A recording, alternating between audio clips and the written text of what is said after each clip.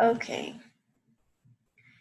First, I was just going to ask you a couple of questions about yourself. I see that on your resume you're attending Texas Tech, but I was just wondering when you plan to graduate. Yeah, so I'm planning on graduating spring of 2020, so about a year from now. So I'm technically a junior in class classification, but May of 2020 is when I plan to graduate. Okay. So what is your greatest strength when it comes to working with a team, not just individually? Yeah, so I currently am a leader of a team at Best Buy. So I'm currently the back office leader, and before that, I was the front end leader. So I'm responsible of about 8 to 12 individuals in my team, responsible for coaching and training them. Greatest strength would be just relating with them. So really getting I believe there's something called servant leadership. So it's really where there's a difference between a leader and a boss. So it's kind of in the trenches with them, doing the work with them, nothing's beneath you, versus a boss is kind of just like forcing something down your throat to tell you what to do all the time. Okay. How would you handle stress under pressure or stress Yes. and pressure? Yeah. So, you definitely have to manage it. Life comes out to you with different types of stresses all the time.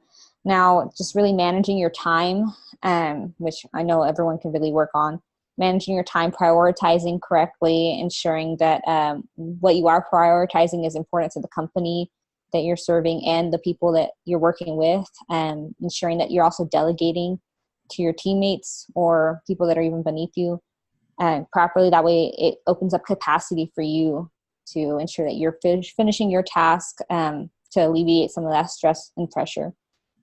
I think going off of that, would you say that you have good time management skills or, they're fair or could you work on Yeah. I mean, I don't get me wrong. I am almost too organized, if I'm being honest. And it does hinder me because sometimes I am focused on like, I have to have this ABCD kind of like lined up exactly the way I want it. And if it's not in that exact format, then I start to like spend too much time trying to get it that way. Um, so that kind of has hindered me in the past. But as far as time management, I think I'm really good at it, to be honest. Keeping that organization of like a rhythm of mine, making sure it's flowing correctly, really helps. Kind of when you do hit those roadblocks, if everything's organized, it just helps that time management flow a lot easier. Granted, there's always going to be room for improvement. Even myself, again, when I hit those little roadblocks, it's just like, I frazz out a little bit, but then you kind of just collect yourself and get it back together. So on your resume, you don't have any references listed, but if you have some in mind, who would they be and could I contact them? Yeah, I definitely can provide you with some references if needed. So they'd be different people from kind of all works of life, from volunteering work to previous bosses and even current bosses that I have now, as well as even fellow leaderships that are peers of mine. Kind of we're on the same level of leadership. Some of those people can be provided as references as well, and I can definitely provide those. Okay. Would you consider yourself to have good public speaking skills, negotiation skills, and listening skills for the job in human resources? Since those Yeah. are, some technical skills to have. Yeah, I definitely believe human resources is more than just paper pushing, especially nowadays. You really need to have that conflict resolution, which requires good communication skills. As far as public speaking, I would say I'm decent at it. Still probably would like to encourage myself to learn more. I know a lot of human resources is sometimes more one-on-one and a little bit more intimate with an individual versus speaking to a large crowd, but I have no problem speaking to large crowds. I've done it in the past, and I'll probably continue to do it for the rest of my life.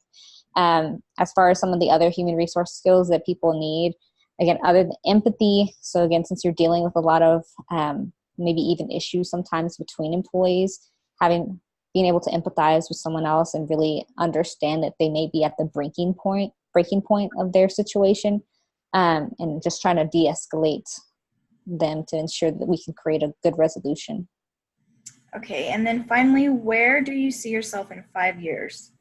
So I'd love to still be with your company. My goal is to just grow continuously. So currently, just for this position that we're applying for, I just want to learn as much as I can, even maybe even take someone above me as a mentor for myself and just learn from them to see where I can grow.